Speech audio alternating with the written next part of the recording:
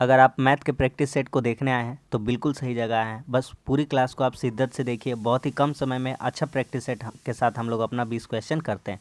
सारा previous year SSC के जो भी एग्जाम में पूछा गया उन्हीं का कलेक्शन रहता है।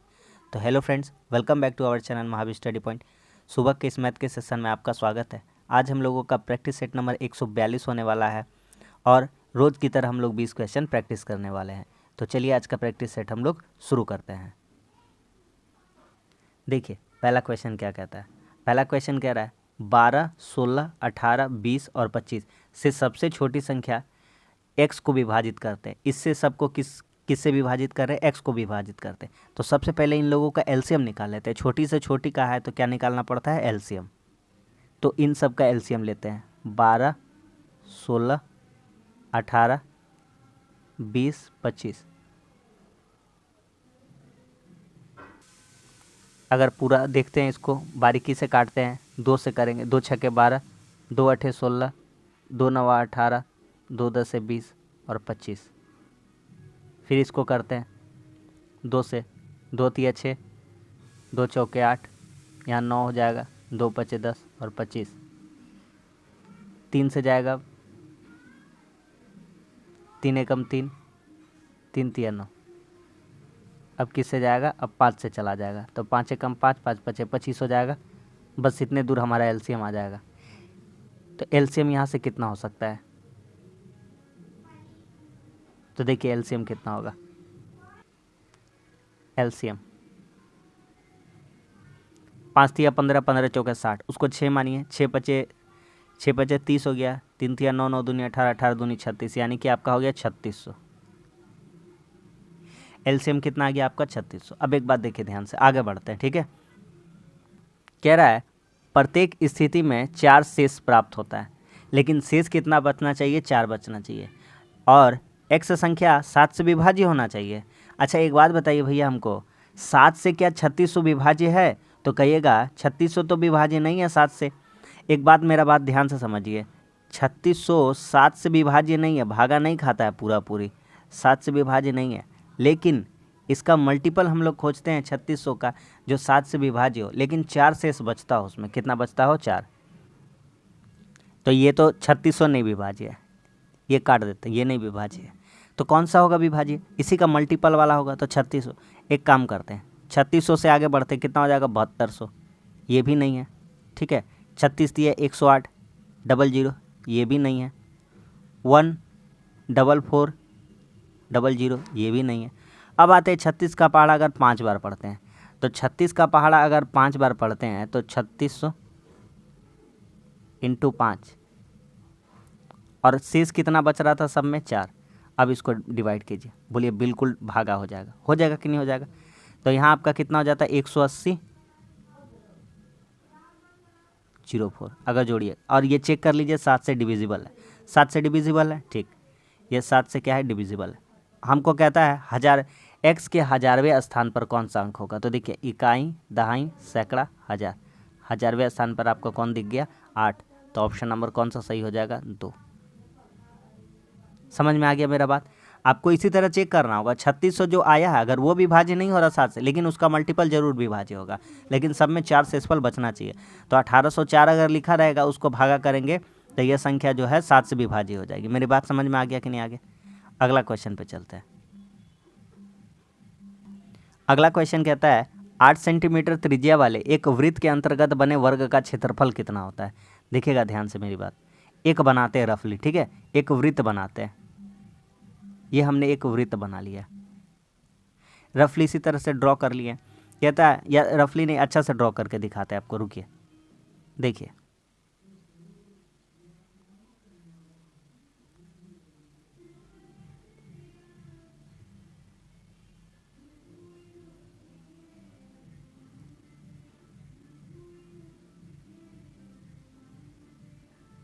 ठीक है, ये एक वृत्त के अंदर वर्ग ड्रॉ कर लिए। अब क्या कहता है? आगे बढ़ते जाते हैं, जैसे जैसे कहता है वैसे वैसे बढ़ते जाते हैं, ठीक।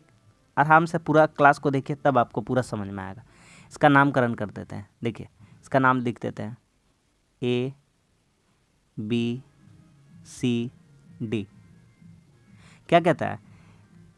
वर्ग का क्षेत्रफल ज्ञात करना है। एक बात मेरा बात ध्यान से समझिए, वृत्त का त्रिज्या अगर यहाँ ये केंद्र है, ये क्या है केंद्र है, यहाँ से अगर हम इसका कर्ण खींच देते हैं, क्या खींच देते हैं कर्ण। अब मेरा बात ध्यान से समझिए, यहाँ से यहाँ पे नाम दे देते हैं ओ, क्या नाम दे देते हैं ओ। तो वृत्त का व्यास हो जाएगा BD, वृत्त का व्यास क्या हो जाएगा BD, लेकिन वृत्त का अर्धव्यास कितना हो जाएगा अर्धव्यास यानी कि R बराबर हम लोग क्या कह सकते हैं, O भी कह सकते हैं। और यहाँ पर कितना था 8 सेंटीमीटर त्रिज्या था, तो त्रिज्या कितना हो जाएगा 8 सेंटीमीटर। क्या इस बात से आप सहमत है, बोलिएगा बिल्कुल सही बात है। ठीक है, इतना दूर से इतना दूर ये वृत्त का क्या हो गया अर्धव्यास, और यहाँ से 8 है, यहाँ से भी 8 होगा, तो 8 कितना हो जाएगा 16, तो ये वर्ग का विकर्ण कितना हो जाएगा 16। और वृत्त का अर्धव्यास हर तरफ बराबर होता है, तो इधर से जब इधर आइएगा तो ये भी कितना हो जाएगा 8 हो जाएगा। क्या मेरा बात समझ में आ गया कि नहीं आ गया। तो ओ भी अगर 8 आ जा रहा है, तो आप अगर डी भी करिएगा तो डी भी कितना हो जाएगा, डी बी कितना हो जाएगा, तो डी बी 8 दूना 16 हो जाएगा। और बात करिएगा ए सी, तो ए सी भी कितना हो जाएगा 16 हो जाएगा। और वर्ग का निकालना है आपका, क्या निकालना है क्षेत्रफल निकालना है, तो 1/2 गुना दोनों विकर्णों का गुणनफल कितना हो जाएगा 16 × 16।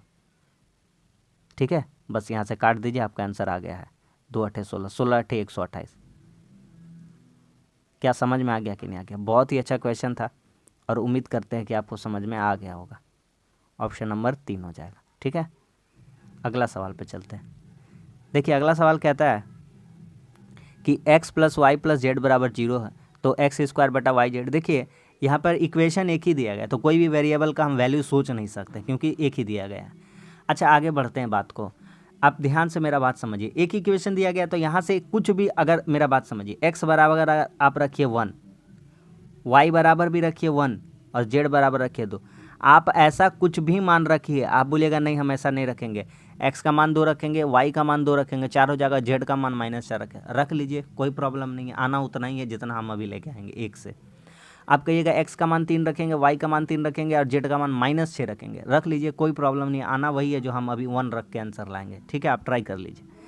यहाँ पे देखिए हमको निकालना क्या है, लिखा है x², तो x का स्क्वायर करिएगा तो कितना हो जाएगा 1 हो जाएगा, क्योंकि एक x का वैल्यू कितना 1, y × z लिखना है। ठीक है, y का मान कितना 1, 1 गुना -2, यहाँ कितना हो जाएगा -2। समझ में आ रहा बात को। आगे बढ़ते हैं, प्लस लिखा हुआ प्लस लिखते हैं, फिर लिखा y², y कितना है 1 है, 1 लिखते हैं। फिर यहाँ लिखा है zx, तो zx को गुना करेंगे कितना हो जाएगा -2। ठीक है, z और x, -2 को 1 से गुना करेंगे -2, प्लस z का स्क्वायर कितना हो जाएगा, तो z का स्क्वायर -2 का स्क्वायर कितना हो जाएगा 4 हो जाएगा, बटा xy को गुना करें कितना हो जाएगा 1 हो जाएगा। यहाँ देखिए -1/2, यहाँ देखिए -1/2, प्लस माइनस ये माइनस हो जाएगा। ठीक है, ये प्लस और ये माइनस क्या हो जाएगा माइनस हो जाएगा, +4। आधा आधा घटाओ में है तो जुट के कितना हो जाएगा आधा, आधा आधा कितना हो जाएगा 1, +4, तो कितना आंसर आ जाएगा +3। -1 में +4 कर दीजिएगा, कितना आ जाएगा +3। क्या समझ में आ गया कि नहीं आ गया। आप दो भी रख कर देख लीजिए, 3 भी रख कर देख लीजिए, आपको आना आंसर सेम ही है। क्या मेरा बात समझ में आ गया कि नहीं आ गया। ठीक है, अगला सवाल, दो धनात्मक संख्याओं का अंतर 1280 है। जब बड़ी संख्या को छोटी संख्या से विभाजित किया जाता है तो भागफल 7 और शेषफल 50 प्राप्त होता है। बड़ी संख्या ज्ञात करिए। देखिए सिंपल सा एक बात मेरा ध्यान से समझिए, यहाँ कह रहा है बड़ी संख्या ज्ञात करिए। क्या कह रहा है, बड़ी संख्या ज्ञात करिए। ठीक, दो संख्याओं का अंतर भी दिया हुआ है 1280। देखिए सिंपल अप्रोच है, CGL Tier 2 का क्वेश्चन है 2020 का। कैसा अप्रोच लगाना, जब बड़ी संख्या ज्ञात ही करना है, ऑप्शन सीधा सीधी ऑप्शन पिक कर लेते हैं। तो ऑप्शन पिक करते हैं, ऑप्शन अगर 1558 रखते हैं, तो बड़ी संख्या अगर 1558 रखते हैं और दो संख्याओं का अंदर 1280 दिया है, तो छोटी संख्या यहाँ से प्राप्त हो जाएगी। बोलेगा हाँ बिल्कुल हो जाएगी, कोई दिक्कत नहीं होगा। यहाँ से यूनिट डिजिट 8 बचेगा पीछे वाला। अच्छा, कह रहा है भागफल 7 और शेषफल 50 प्राप्त होता है। क्या 8 में अगर 7 से आप गुना करिएगा तो 8 से कितना हो जाएगा 56। क्या अभी कभी भी आपको 0 शेषफल प्राप्त होगा, बिल्कुल भी नहीं प्राप्त होगा। घटा के दिखाते हैं, आपको समझाते हैं पूरा। 15 में 8 गया कितना हो गया 7, यहाँ पे कितना हो जाएगा 2 हो जाएगा, कितना हो जाएगा 2। तो 268 से सब जब आप 7 से गुना करिएगा तो 8 7 56 हो जाएगा। क्या कभी भी 5 0 बचेगा, 0 नहीं बचेगा। क्यों, क्योंकि बड़ी संख्या कितना है 8 है। मेरे बात समझ में आ रहा है। यहाँ 6 आ रहा है, ये नहीं होगा, इसको नहीं रखते। ये 8 वाला भी नहीं होगा, ये 8 वाला भी नहीं होगा, 8 वाला तो होगा ही नहीं, यूनिट डिजिट से पता कर लिए। ठीक, आगे बढ़ते हैं, आगे बढ़ते हैं। अगर 1585 और 1485, एक काम करते हैं 1485 चेक करते हैं। ठीक, आप भी देखिए 1485, 1280। कितना बचेगा यहाँ से? छोटी संख्या प्राप्त होगी। 5 में 0 गया, 8 में 0 गया और 2, ठीक है, 205 बचा। ये आ गया छोटी संख्या। कौन सी आ गया? स्मॉल। ये स्मॉल आ गया। बिगर ये वाला है, बड़ी संख्या ये है बिग, ठीक। तो यहाँ से क्या करा? भागफल 7 प्राप्त होता है। अब एक बात समझिए ध्यान से, भागफल कैसे प्राप्त होगा? तो छोटी संख्या से अगर बड़ी संख्या को हम लोग भागा देते हैं, 7 बार में हो जाएगा। बोलिएगा बिल्कुल हो जाएगा। 7 दूनी 14, 5 सत्ते 35, 14 35 और शेषफल कितना प्राप्त हो जा रहा? 50। बोलिए सेटिस्फाई हो गया कि नहीं हो गया? आ गया समझ में? तो इतना हल्का क्वेश्चन था, आराम से बन गया। अगला सवाल कह रहा है एक वस्तु 14% के लाभ पर बेची जाती है। यदि उसे 121 रुपये कम में बेचा जाता है तो 8% की हानि होती है। पहले बेचा जा रहा था, मान लेते उसका दाम मान लेते 100 रुपया था, ठीक है, इतना था कॉस्ट प्राइस। बेचा कितना में जा रहा था? 114 में। कितना बेचा जा रहा था? 114 में।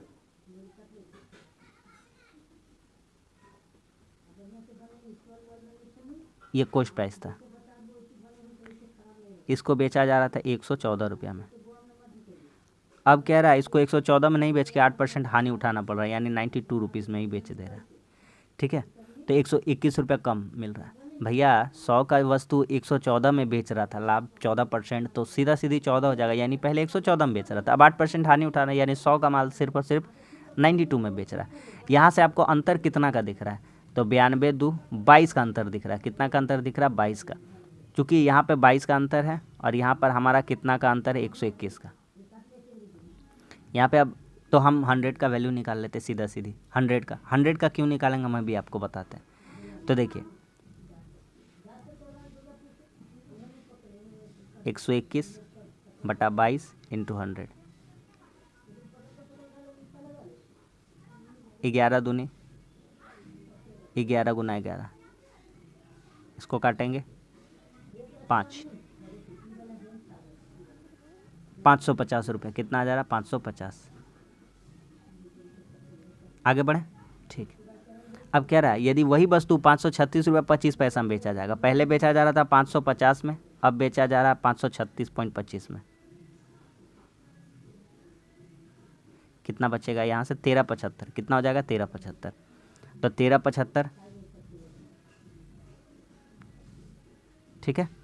कह रहा कितना % लाभ हो रहा है?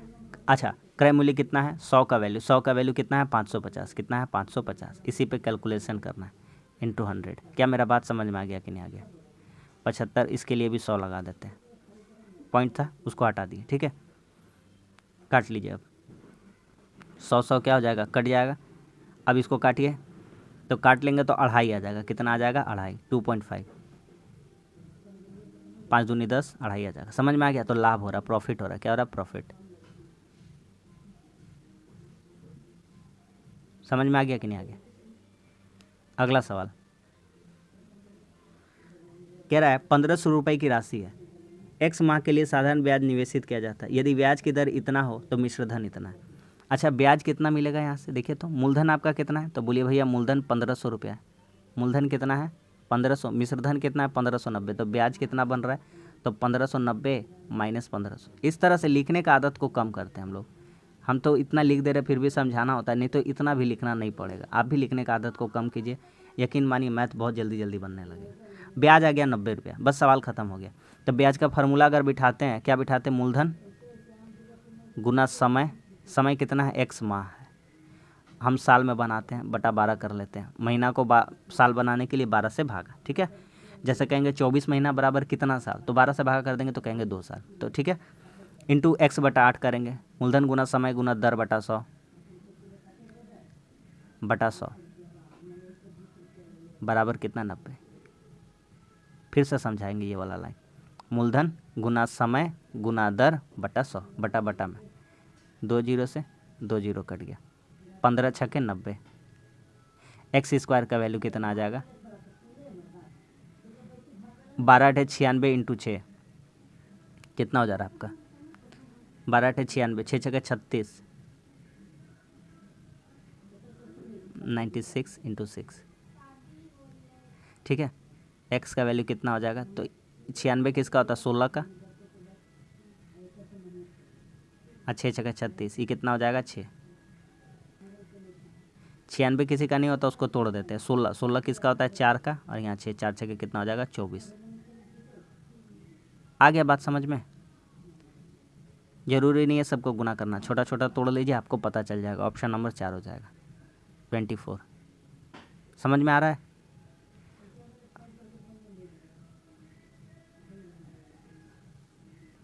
अगला सवाल, 25 व्यक्ति किसी काम को 60 दिन में कर सकते हैं। 25 व्यक्ति कितना दिन में काम कर सकता है, 60 दिन में। ये आ गया टोटल काम। कहता है उन्होंने काम शुरू किया, x दिनों के बाद 10 आदमी ने काम छोड़ दिया। अच्छा, मान लेते कितना भी आदमी रहा हो, x मतलब 10, 15, 20, 30 कुछ भी, x दिनों के बाद 10 आदमी काम छोड़ा, इसका मतलब x दिन तक 2500 आदमी काम किया होगा। 2500 आदमी काम किया कितना दिन तक, x दिन तक। और यदि सारा काम 80 दिन में पूरा हुआ तो अब कितना आदमी बचा है, 15 आदमी बचा है।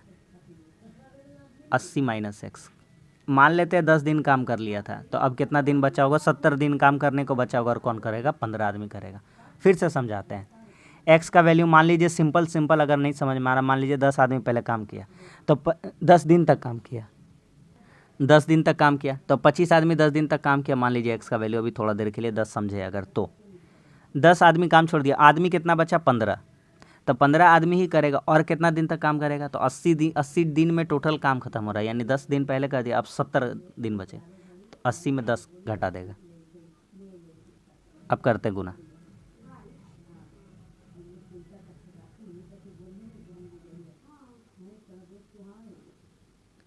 अगला देखिए, 25 छक्के 150, 1500 हो गया। 25x प्लस 15 अठे कितना हो जाएगा, 1200, plus minus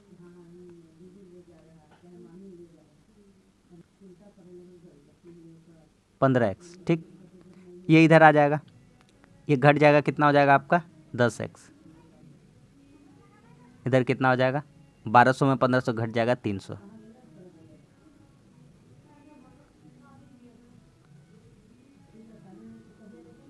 zero zero cut गया,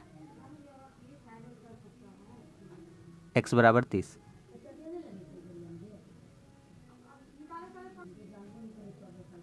कितना आ गया, 30, खत्म।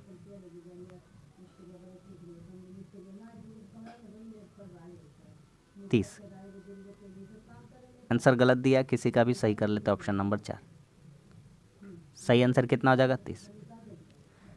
अगला सवाल कह रहा है n संख्याओं का औसत 36 है। यदि 75% संख्याओं में से प्रत्येक में 6 जोड़ दिया जाए और शेष में 9 घटा दिया जाए तो नया औसत क्या होगा। 75% संख्याओं में 75% का वैल्यू कितना हो जाएगा, 25 या 75, 25 चौके 100। मान लेते हैं संख्या 4 थी, कितनी थी, 4। देखिएगा जो दिया डाटा उसी से खेल करते हैं। तो n संख्या है, n बराबर 4 माना, n बराबर 4 माना, ठीक है।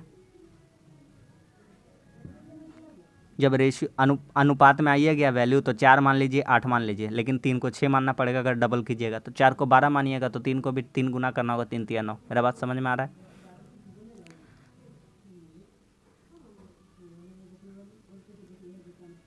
अब आगे करते हैं। कहता है 75% संख्याओं के प्रत्येक में 6 जोड़ दिया जाता है। भैया पहले कितना था, सभी का 36, अब 6 करके जोड़ दिया तब 42 हो गया। 75% संख्याओं में 75% का वैल्यू कितना आ गया, 3/4, यानी कि कितना संख्या में, 3 संख्या। 42 दिया कितना हो जाएगा, 42 दिया 4 कितना हो जाएगा, 126। आगे बढ़ते हैं। शेष संख्या, शेष तो एक ही संख्या बची, एक संख्या में कितना जोड़ दिया जा रहा है, 9 घटा दिया जा रहा है। तो 36 में 9 घट रहा है तो कितना हो जाएगा, 27 इंटू एक ही संख्या बची ना, शेष संख्या 1, 27। समझ में आ रहा है। टोटल संख्या यहाँ कितना हो जाएगा, टोटल यहाँ हो जा रहा है। तो यहाँ पे देखिए कितना हो जा रहा है आपका, 6 7 13, 12 2 14 और 1 15, 153 हो गया, ठीक। तो कह रहा है तो संख्याओं का नया औसत कितना होगा। संख्याएं कितनी हैं, 4, कितनी हैं 4। अब ये जो आया है इसका औसत निकाल लीजिए, कहानी खत्म हो गया।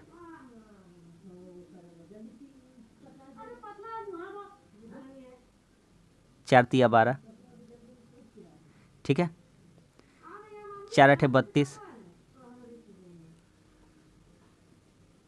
38.25। क्या समझ में आ गया कि नहीं? Option number 3। चाहते तो यहीं से कर देते, 6 तिया 18 बचता, यहाँ से 9 घटा देते, उसमें भी कर देते, वैसे भी कर सकते थे, कोई प्रॉब्लम नहीं है। उम्मीद करते ये समझ में आ गया होगा। अगला सवाल पे आते हैं। कह रहा है एक घनाभ की लंबाई है, चौड़ाई है और ऊंचाई है इतना, तो आयतन। घनाभ का आयतन सिंपल आप फार्मूला जानते हैं, एल बी एच, यही फार्मूला आता है, L into B into H. L कितना है?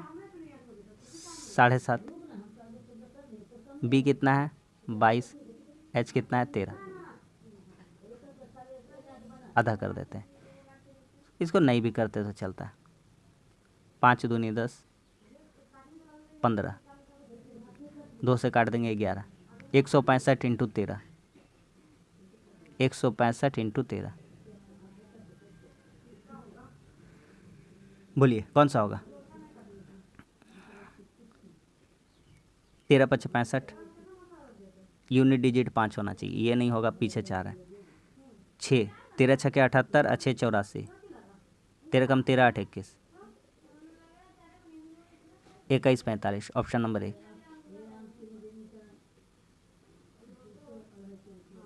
ठीक है, अगला सवाल कह रहा है एक व्यक्ति 28 रुपये में जितनी मेज़ खरीद सकता है उसमें 20 मेज़ों की कमी हो जाती है अगर मेज़ के मूल्य में 40% की वृद्धि हो जाती है। देखिएगा, ध्यान से समझिएगा बात को। 2800 रुपया है, मान लेते हैं इसमें 2800 मेज़ मिलेगा।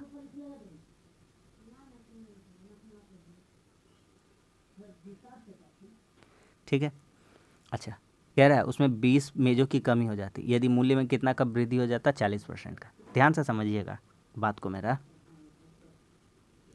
यहाँ पे देखिए 40% का वृद्धि हो गया यानी कितना हो गया? 140। 40% का वृद्धि यानी कि 140। किसका वैल्यू निकालना है? 140। 140 बटा 100, या तो कह देते हैं कि 100 से कितना हो गया हुआ? 140। 100 से कितना हो गया? 140। ठीक, 100 से कितना हो गया? 140। 20 25 100, 20 7 140।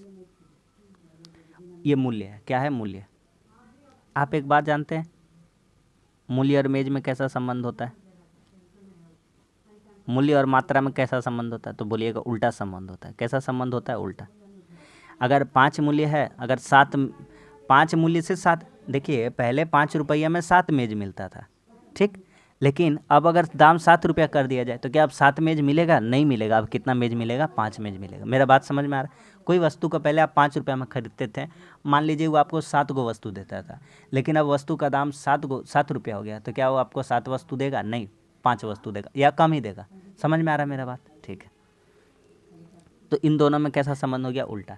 अब यहाँ से देखिए 7 में 5 किसका अंतर के बराबर है? 2 के। ठीक है, यहाँ पे कितना है? 2 के बराबर कितना मेज का कमी हो रहा है? 20 मेज का कमी हो रहा है। एक मेज का वैल्यू कितना हो जाएगा? 10। तो 7 मेज का मूल्य निकालते हैं। किसका निकालते हैं? 7 मेज का। तो 7 मेज का मूल्य कितना हो जाएगा? 70। तो कह रहा है 2800 में कितना मिलता है? बस सवाल ख़त्म हो गया यहाँ पे। आप देख लीजिए 2800 में कितना मिलता है। 2800 इसमें 70 से भागा करिए, कितना हो जाएगा? 40। कितना मेज मिलता है? 40। क्या समझ में आ रहा है कि नहीं आ रहा है? Option number 1। कितनी मेजें थी? 40 रुपये करके। ठीक है, अगला सवाल कह रहा है इसका वैल्यू निकालना। तो इसका वैल्यू देखिए, ये 4 का क्यूब है और ये 3 का क्यूब है, तो अंदर में कितना हो जाएगा? 4 जोड़ 3। आ रहा बात समझ में? ठीक है, ये 4 3 का है।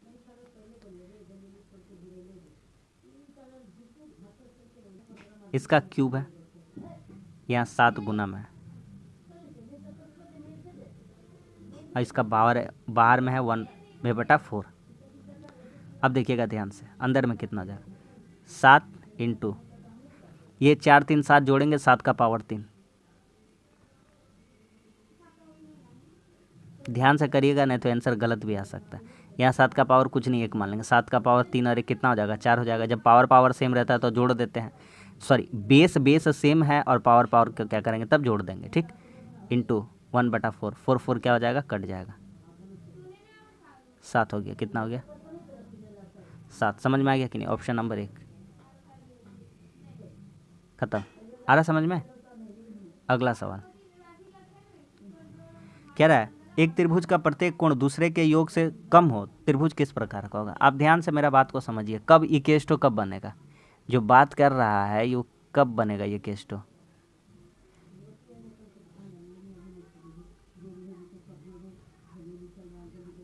ए सी, देखिए अगर ए है एंगल, ठीक, क्या कह रहा है, प्रत्येक जो कोण है दूसरे दो कोणों के योग से कम हो, मतलब ये जो है कम हो, किससे कम हो, angle B angle C.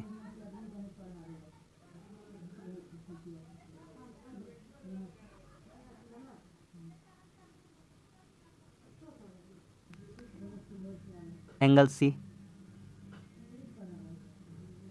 A plus B, त्रिभुज किस प्रकार का हो? एक बात बताइए ध्यान से, ए अगर ये 60 है, ये भी 60, ये भी 60, बी अगर ये 60 होगा तो ये दोनों जोड़ के उससे बड़ा हो जाएगा, ठीक। अगर सी 60 होगा तो ये दोनों भी उससे जोड़ करके क्या होगा, बड़ा।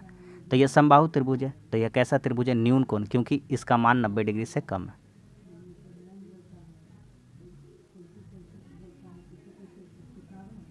अगला सवाल, 3 धनात्मक संख्या है 2, 3, 4 के अनुपात में, उनके वर्गों का योग इतना है। देखिए पहला संख्या मान लिए 2x इसका होल स्क्वायर, दूसरा संख्या मान लिए 3x इसका होल स्क्वायर, इसका 4x स्क्वायर बराबर कितना हो जाएगा, 2349। यहाँ से कितना हो जाएगा, 2 का square 4x square, 9x square, 16x square, 2349 कितना हो जाएगा, 4, 9, 13, 13, 16 कितना हो जाएगा आपका 29x स्क्वायर, ठीक है। 2349 काटिए, कितना बार में कट जाएगा, 29 से काटते हैं,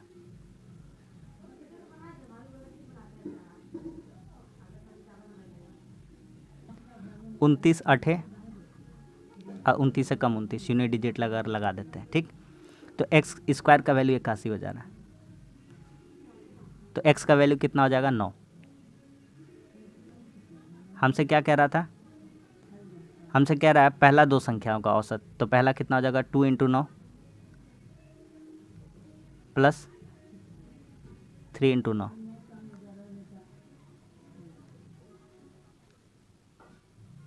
9 दूनी 18, 9 तिया 27, 27 18 35, 10 45, 45/2 यानी कि 22.5। ऑप्शन नंबर 4 खत्म हो गया। अगला सवाल देखिए, ध्यान से समझिएगा इस क्वेश्चन को कैसे बनेगा, एकदम शॉर्ट तरीका बताएंगे, ठीक, नहीं तो लेंदी हो जाएगा पूरा। 1/15 लिखा हुआ है, इसको हम लोग करते हैं 2/3 माइनस 3/5। आपको हम एक ठो सॉल्व करके खाली दिखा देते हैं। 3 5 का लॉसा कितना हो जाएगा, 15, ठीक। 3 से 15 को भागा करिए 5 बार में, 5 दूनी कितना हो जाएगा, 10। 5 से 15 को भागा 3 बार में, 3 तिया कितना हो जाएगा, 9। 10 में 9 घटेगा, कितना आ जाएगा, 1/15। सेटिस्फाई कर गया, बोलेगा बिल्कुल। अब हम आपको आगे नहीं बताएंगे, अब हम आपको दिखाते जाते हैं, ठीक है। ये जो 1/35 लिखा हुआ है, 1/3/5 लिखिए, इसको घटाओ 4/7 लिखिए, 1/35 आ जाएगा, प्लस 4/7 लिखिए, माइनस 5/9 लिखिए, आपका क्या आ जाएगा, 63 वाला पोर्शन आ जाएगा। फिर लिखिए प्लस 5/9 घटाओ 6/11 लिखिए, आपका ये आ जाएगा, प्लस 6/11 लिखिए, माइनस 7/13 लिखिए, आपका 143 वाला आ जाएगा। समझ में आ रहा बात को? ठीक। कौन कौन कटेगा देखिए, ये क्या हो गया, कट गया, ये क्या हो गया, कट गया, ये क्या हो गया, कट गया, ये क्या हो गया, कट गया, सिर्फ और सिर्फ बचा 2/3 घटाओ 7/13 कितना हो जाएगा, 39, 13 दूनी 26 और 3 सत्ते 21, 5/39। आ गया समझ में? Option number 2, 5/39। खत्म। अगला सवाल कह रहा है ए तथा बी एक कार्य को मिलकर 30 दिन में करते हैं। एक साथ कार्य स्टार्ट करते हैं, परंतु 6 दिनों बाद ए काम छोड़ देता है, शेष काम बी 36 दिन में करता है। ए कितना दिन में करता है? ए और बी मिलकर कितना दिन में कर रहे थे? 30 दिन में। अच्छा, एक साथ काम स्टार्ट किया, मतलब ए बी कितना दिन तक काम किया? 6 दिन तक। 6 दिन उसके बाद ए काम छोड़ दिया, और शेष काम को कौन किया है? शेष काम को बी किया है। कितना दिन? और 36 दिन लगा के, यानी 36 दिन तक काम किया, कौन किया? बी। ख़त्म हो गया सवाल। यहाँ से हो जाएगा 30 ए प्लस 30, या तो एक काम करिए डायरेक्ट घटा देते हैं, डायरेक्ट। यहाँ 6 ए बी, यहाँ 30 ए बी घट जाएगा तो कितना हो जाएगा? 24 ए बी।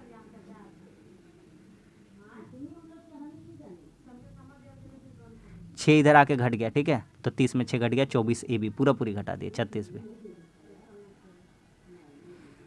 अच्छा, 24 ए 24 बी हो रहा है, तो इधर 24 से रखते हैं, और 24 भी उधर लेके चला जाएगा, माइनस में हो जाएगा।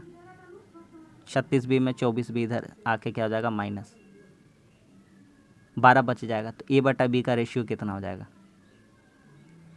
यहाँ बच जाएगा, कितना बच जाएगा यहाँ पे? 12। तो 12 कम 12, यहाँ 1 बचेगा, और 2 कहाँ चलाएगा? टान के नीचे। ख़त्म हो गया सवाल। कहता है ए अकेला कितना दिन में काम करेगा, तो काम कितना हो जाएगा टोटल? A+2 into 30। टोटल काम कैसे हो गया? तो A+B का वैल्यू रख दिए, रेशियो में कितना माना है? 1 2।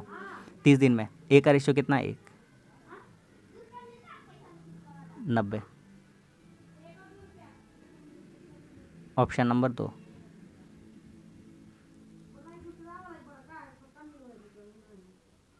अगला सवाल कह रहा है 150 मीटर तथा 120 मीटर लंबी 2 रेलगाड़ियाँ विपरीत दिशा में चलकर एक दूसरे को 10 सेकंड में पार कर रही है, यानी कि ये 150 का लंबाई है ट्रेन का, और ये 120 का लंबाई है। तो जब एक दूसरे को पार कर रही है तो दोनों का उस टाइम डिस्टेंस क्या करेंगे? जोड़ देंगे।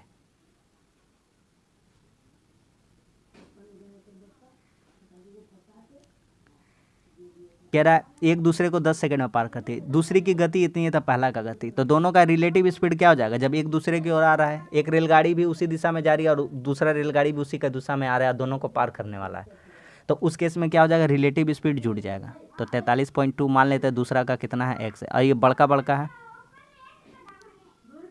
इंटू 5/18, छोटका वाला हम बदल देंगे, ठीक है, बराबर कितना हो जाएगा? 10 सेकंड में। ख़त्म हो गया सवाल। 270 इंटू 18 बटा 432, 43.2 को गुना करते तो कितना हो जाएगा आपका? यहाँ हो जाएगा 16 और 216 हो जाएगा, कितना हो जाएगा? 216 प्लस 5x,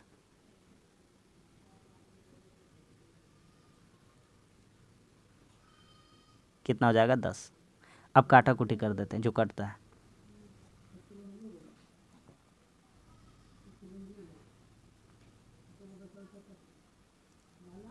जीरो जीरो क्या होगा? कट जाएगा, ठीक है। 27 गुना 18 करना है, 27 गुना 18 करेंगे तो कितना हो जाएगा आपका? 126 के 6 हाथ में 12, 18 दूनी 36, 36 और 12 48, घटाओ 216 बराबर 5x कर दिए इधर ही से, ठीक है। 0 0 यहाँ कितना आ गया? 27 बराबर 5x, तो यहाँ से x का वैल्यू कितना हो जाएगा? 54। कितना हो जाएगा? 54। ये कितना बार में कट जाएगा? 54 बार में, ठीक है। तो 54 किलोमीटर पर आवर। क्या समझ में आ गया कि नहीं आ गया? Option number 1।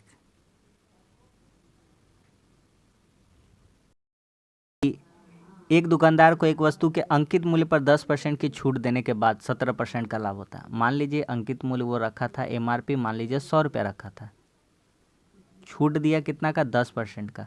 तो अब वो बेचना कितना चाहता था, सेलिंग प्राइस, तो 10% छूट देना यानी कि 90 में बेचा। फिर भी उसको लाभ हो गया कितना का, 17 का, यानी 90 का वैल्यू जो है उसको बराबर हो गया, लाभ हुआ 17 का, यानी 100 दाम रखा था 117। तो यहाँ से 100% का वैल्यू निकाल लीजिए। तो 117 बटा 90 इंटू 100,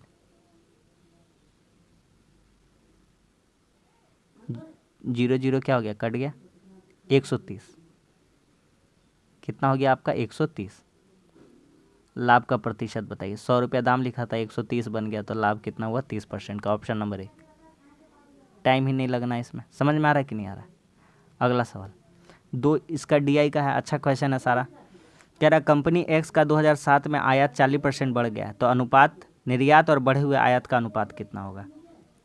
देखिएगा ध्यान से। एक्स ये कंपनी है जो ऐसे स्टार ऐसे गुना करके क्रॉस किया है, ये वाला है, ठीक है। और ये वाई है, एक्स वाई से नंबर संबंध नहीं, एक्स का 2007 का लेना, ये है 2007। एक्स का 2007 में कितना, 1.75। इसको हटाते हैं, ये हो जाएगा आपका आयात और ये हो जाएगा आपका निर्यात, ठीक है। इसको हटा देते हैं। 25 सते 25 चौके 7:4 का अनुपात हो गया।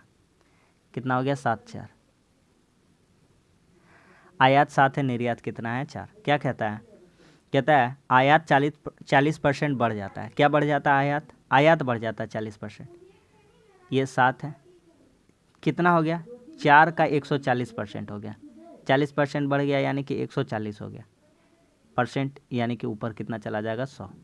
अब काट दीजिए, कितना हो जाएगा, ये 5 बार में 5/4, और 5/4 का वैल्यू कितना हो जाता है, 1.25। खत्म हो गया।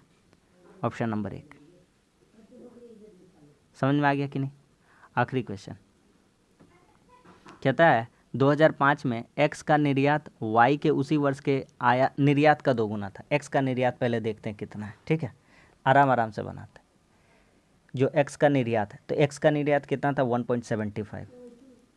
यहाँ पे कितना है एक्स का निर्यात, 2005 में, 2005 में एक्स का निर्यात कितना, 1.75। एक्स का निर्यात 1.75। एक्स का आयात उस वर्ष में कितना था, 180। इसका गुना कर देंगे 180, कितना हो जाएगा आपका, 2 जीरो हट जाएगा तो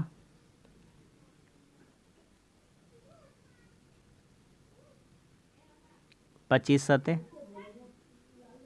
25 चौके, 4 से इसको काट देंगे 45 बार में, 4 सते 28, 3 पचे 31, 15, 315। कितना हो गया, 315, ठीक है। कहता था ये 2 गुना है, ये कितना है, वाई का 2 गुना, तो वाई इसका आधा रहा होगा, यानी वाई का निर्यात कितना रहा होगा, वाई का निर्यात इसका आधा, 315 का आधा, क्योंकि एक्स इसका 2 गुना था, 157.57। ठीक है, आगे बढ़ते हैं। तो कह रहा है कि तो उस वर्ष में वाई का आयात कितना था, तो वाई का आयात देख लेते हैं। यहाँ पे वाई का निर्यात कितना है, 157.57। वाई का वैल्यू यहाँ कितना है, वाई का कितना, 2005 का डाटा, 2005 का डाटा कौन सा है, वाई का ये वाला से 0.75। तो 0.75 से इसको भागा करना है, तो यहाँ 2 जीरो आ जाएगा और यहाँ 1 जीरो आ जाएगा, दशमलव दशमलव उड़ा देंगे। 25 चौके 25 तिया, काटते हैं, और 3 पचे 15, 3 25 है, ठीक है। 251 वाला आंसर है क्या, गलत हो गया क्या, 3 पचे 15, 3 25 से 75, यहाँ 4 बचा हुआ है, 2 दूनी 4, 2 पचे 10, 5 से इसको काट देंगे 210 बार में, ठीक, कट गया, कितना आ जाएगा, 210। Option number 2। समझ में आ गया? तो बस आज के लिए इतना ही। आज भी हमारा 20 क्वेश्चन कंप्लीट हो गया और उम्मीद करते हैं ये प्रैक्टिस सेट आपको पसंद आया। तो तो वीडियो अच्छा लगा तो लाइक कर दीजिए और हमारे चैनल पर है तो हमारे चैनल को सब्सक्राइब कर दीजिए। मिलते हैं अगली वीडियो में, तब तक के लिए धन्यवाद। जय हिंद।